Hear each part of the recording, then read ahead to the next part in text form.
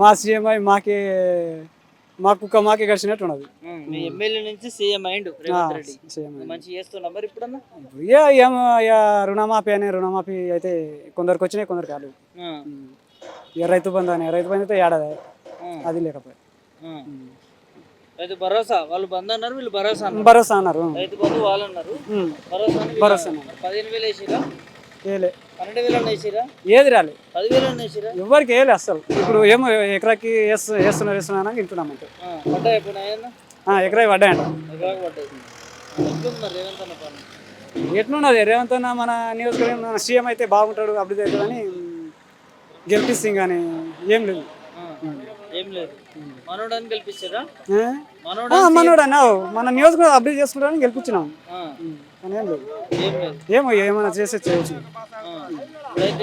ఇండ్లు అయితే మాకు కూడా లేవు, మేము కూడా రాపించినాం సార్. అది కూడా మా దాంట్లో కూడా ఈ గ్రామ సభలో కూడా మా పేరు రాలేదు. ఇక ఇండ్లు డబలు వచ్చిన వాళ్ళకే వాళ్ళకి బేకుండా వాళ్ళకే రాసుకున్నారు. ఇక మాకైతే పాస్బుక్లు కూడా రాలేవు, ఒక్క పైసా కూడా. కేసీఆర్ నుండి వాళ్ళ దగ్గర నుండి కూడా పాస్బుక్లే రాలేవు మా. ఇక మేము ఆదేశంలో మేము కాస్ట్ చేస్తున్నాము, ఉంటున్నాం. మాది సొంత భూమి, 5 ఎకరాలు, నాకు 2 కొడుకులు. మున్పు కేసీఆర్ రాకముందు బుక్కులు కొత్త వచ్చే చూడు, అవి రాలేదు. పాత బుక్కులు ఉన్నాయి నాత. ఇక అవి కొత్త వచ్చిన దాంట్లో కూడా అవే సర్వే నంబర్లు ఉంటాయి, పాత దాంట్లో కూడా అవే సర్వే నంబర్లు ఉంటాయి. రేవంత్ రెడ్డి భూములన్నీ పరిష్కారం చేస్తాడు, చేసిండా? ఇక కొంత ఆడికి కూడా హైదరాబాద్ కూడా మా పిల్లలు పోయిండ్రి, సర్పంచ్ తోలుకొని పోయిండ్రి. చేపిస్తా ఈ ధరని పోయినాక భూమాత పేరు మీద చేపిస్తా అని చెప్పిండు. ఇక మళ్ళీ పోయి కలిసి రావాలి, తిరగాలి.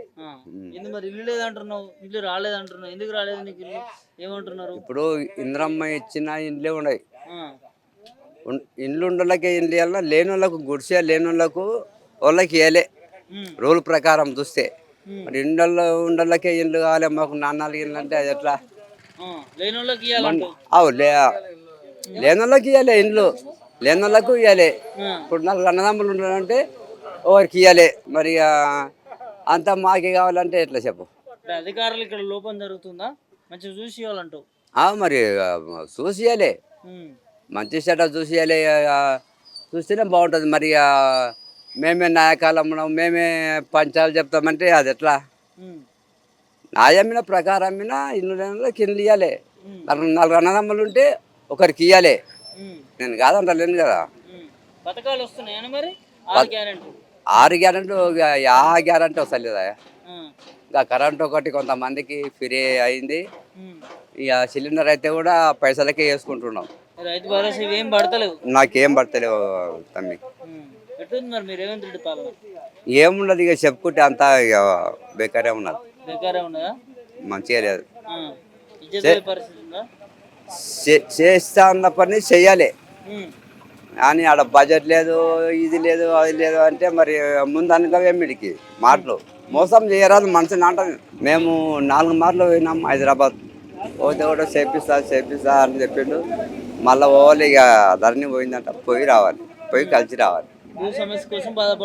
అవును, మరి ఏం చేయలేదు తమ్మి. అరే కాలు కట్టేసి కింద మీద కొడతారా ఇవ్వడానా?